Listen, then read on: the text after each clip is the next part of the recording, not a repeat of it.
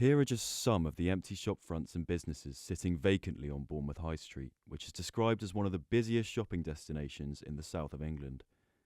When I walked for just 10 minutes into Bournemouth town centre, I found at least 12 empty shop fronts in heavy customer traffic areas along the high street, leaving you to wonder why there are so many empty properties.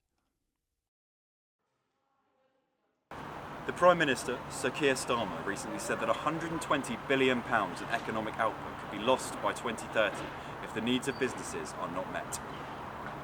Local businesses form the backbone of the UK economy, with 5.45 million small businesses operating around the UK.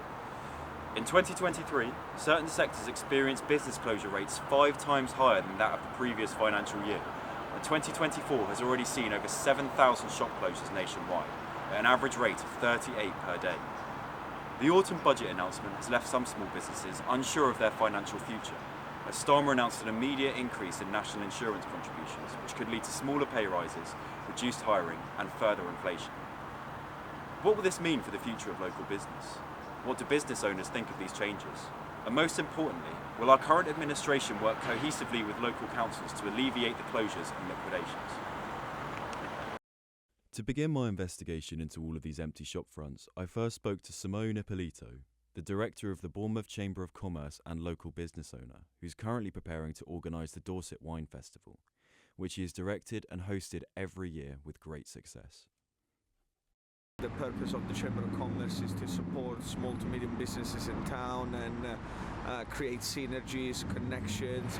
Town is made by the local businesses, always was and always will be, but we kind of losing that identity, which is due to, I think, a combination of things, including online shopping and the fact that there really isn't an incentive for people to come to town anymore. Thousands of businesses across the BCP are involved in the Support Local initiative, which was introduced to help small local businesses in the area to attract more customers and get their businesses out there. I spoke to Sarah Armstrong, the local councillor for East Cliff and Springbourne, who kick-started and heavily promotes the initiative in her area. She explains the initiative and outlines the financial obligations and limitations of the council.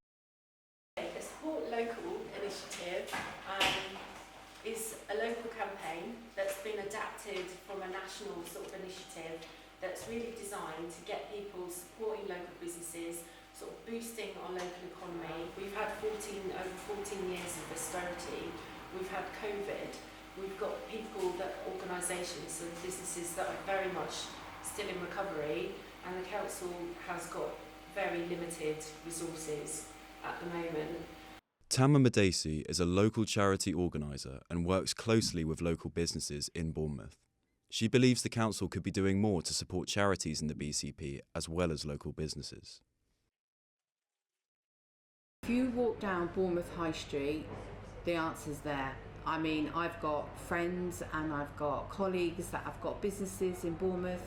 I was just talking to one yesterday, and he was saying about how he's going bust because people, you're going into Bournemouth Town Centre and there's nobody there, and all the shops are closing one by one because the extortionate amount of council tax and business rates that BCB Council are charging, and they're not being flexible. So they're not looking at, hang on a minute, we've just come out of pandemic, we need to get people in to these businesses and these restaurants and takeaways. They're not looking at that, they're putting the business rates up and council tax up. The empty premises that BCP Council have, they're not using them, and they could be supporting charities. When I do the Christmas Day project, and we fed 1,200 last Christmas Day, we want to have an indoor premises so that if the weather is bad, we can bring people in. But we normally do it in the Bournemouth Square where the Christmas market is. And for the last 3 years, we've asked the council, because all these premises are empty, can we use one? We'll pay you rent for the day. Just remembering we are supporting the people of BCP because the council are not. It's clear that some think that the BCP Council could be doing more to help and promote local businesses besides the Support Local initiative. To find out the full extent of the impact on local business, I went to the Patch office space in Bournemouth to talk to Liz Orme and Paula Sales, 2 economic development officers from the BCP Council. They outlined some of the problems faced by local businesses and explained what the council can do to help.